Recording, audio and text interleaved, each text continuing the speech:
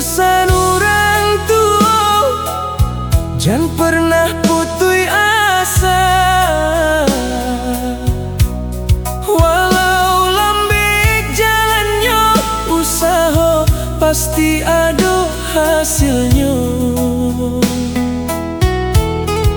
Kini dan pulang ke kampung, membawa kabar nan ditunggu.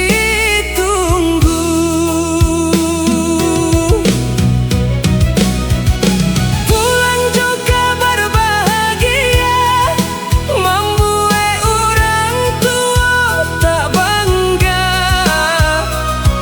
Ayah matu jatuh bahagia, melihat dan sampai jua.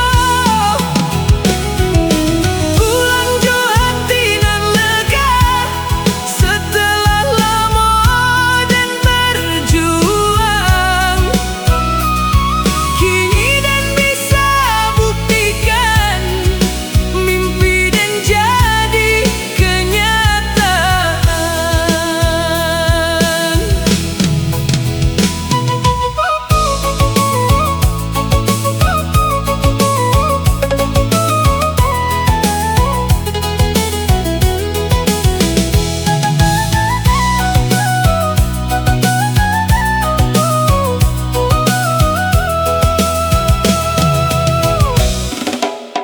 Rumah gadang masih sama, hangat senyum menyambut dan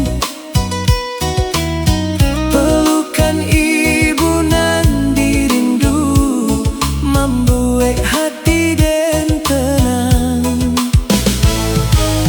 Segala luka di rantau kini jadi cerita indah.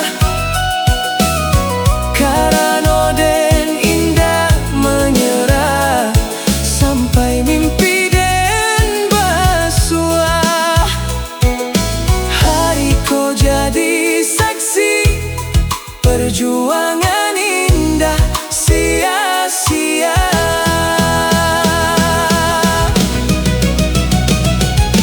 Pulang jo kabar bahagia, membuat orang tua tak bangga.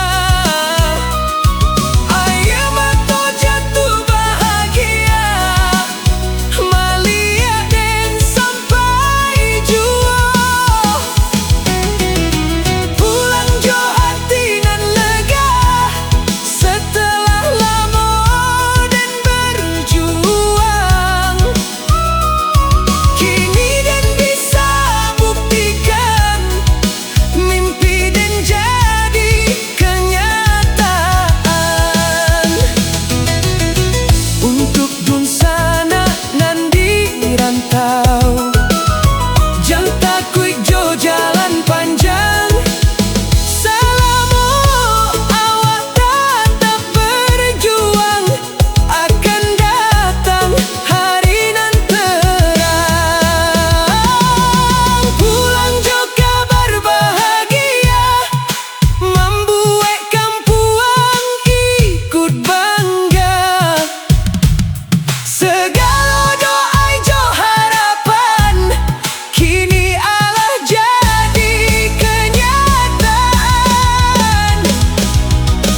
Pulang jo hati nan syukur, membawa hasil perjuangan.